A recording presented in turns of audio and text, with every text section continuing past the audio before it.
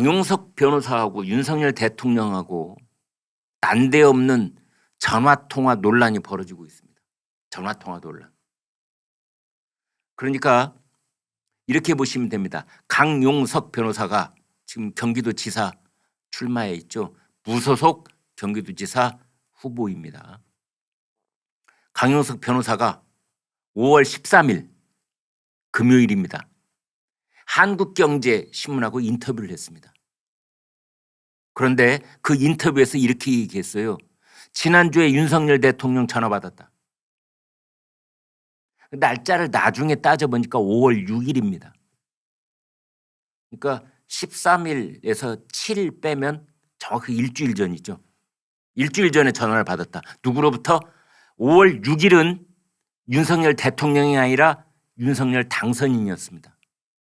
그러니까 지난주에 윤석열 당선인한테 전화를 받았다. 대통령이 사사로이 전화를 해서 누구를 뭐 지지하라커니 누구를 뭐 비판하지 말라커니 얘기했어? 이거 선거 개입이네.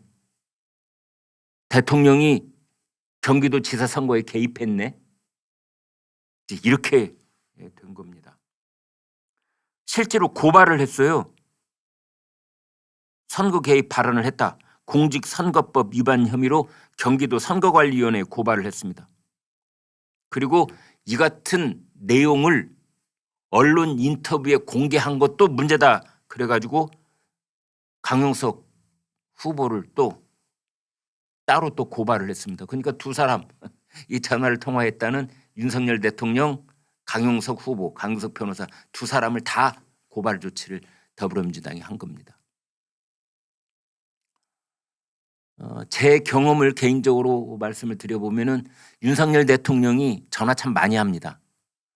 대통령이 된 다음에는 안 하겠죠. 그런데 그 대통령 선거 기간 후보였을 때 그리고 당선인 시절에 전화하는 걸 제가 참 많이 봤습니다. 그 기자들이 쓰는 용어가 있습니다. 전화 마와리. 마와리.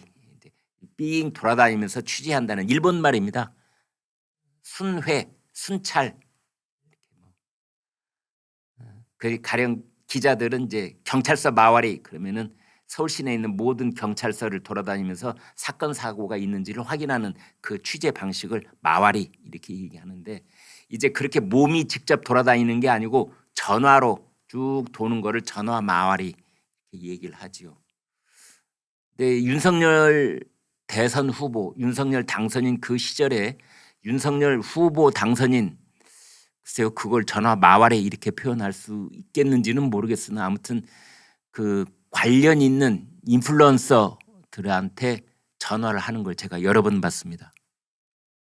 그러니까 아마 여기서부터는 추정입니다. 저도 뭐 증거가 있는 건 아닙니다만 가로세로 연구소가 어떤 그 문제점을 끄집어내고 거기에 대해서 끈질기게 방송을 하고 뭐 이런 것을 윤석열 대통령도 그 당시에 알고 있었을 겁니다. 그래서 아마도 강용석 변호사하고 그 이전부터 어떤 전화를 좀 사사로운 전화를 후보 시절에 했을 가능성은 있다.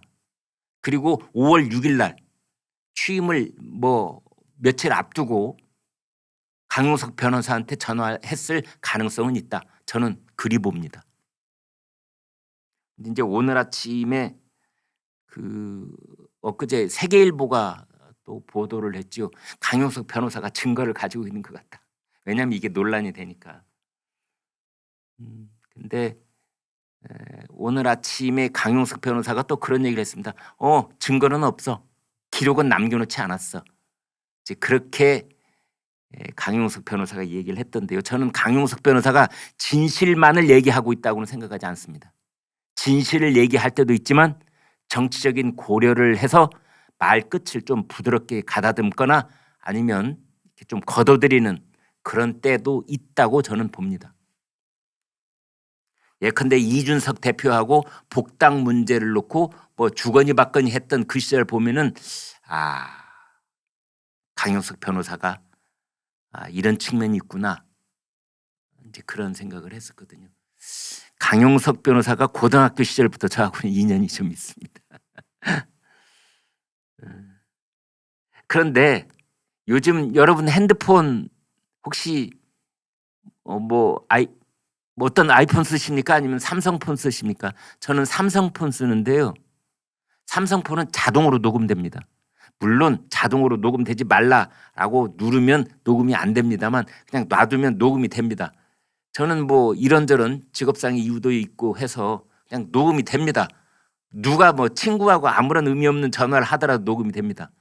강용석 변호사가 어떤 폰을 가지고 있는지 궁금한데요. 만약 삼성폰을 가지고 있다면 강용석 변호사는 자기 직업상, 그러니까 매우 민감한 정치적 사안을 계속해서 터뜨리는 유튜버의 입장에서 가지고 있는 휴대폰이라고 하면 저는 자동적으로 녹음되는 그런 휴대폰 가지고 있을 거라고 생각을 합니다. 이것도 추정이어서 죄송합니다. 그러지 않겠습니까? 기자들은 웬만하면 다 자동 녹음 기능 활성화시켜 놓고 휴대폰 쓰거든요.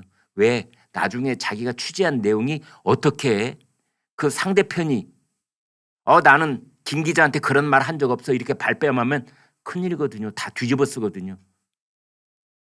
그래서 상대편의 동의를 구한다 안 구한다 이런 거 관계없이 다 그냥 녹음을 합니다. 한 번 그 기능을 켜놓으면 그냥 저절로 녹음이 됩니다. 강용석 변호사가 기록 근거 없다 이렇게 얘기를 했더라고요. 이제 이게 문제가 되니까 근거가 있다 이렇게 말했다가 일이 이제 더 확산이 될까 봐 그랬는지 아니면 실제로 그 기록이 없는지 아무튼 청와대의 반응도 좀 늦게 나왔습니다. 대통령 집무실에서 통화한 사실이 없다라고 얘기한 것은 16일 어제였습니다. 그런데 강용석이 통화했다라고 한 건 13일이에요. 13, 14, 15, 16 나흘 동안 대통령 집무실은 뭐 했습니까? 대통령과 관련된 건데 윤석열 대통령과 관계된 건데 나흘 동안 뭐 했죠? 왜 갑자기 통화한 사실이 없다 이렇게 얘기한 거죠? 그것도 약간 석연치 않기는 합니다. 그게 더불어민주당이 고발을 했다는 것 때문에 그렇게 했을까요?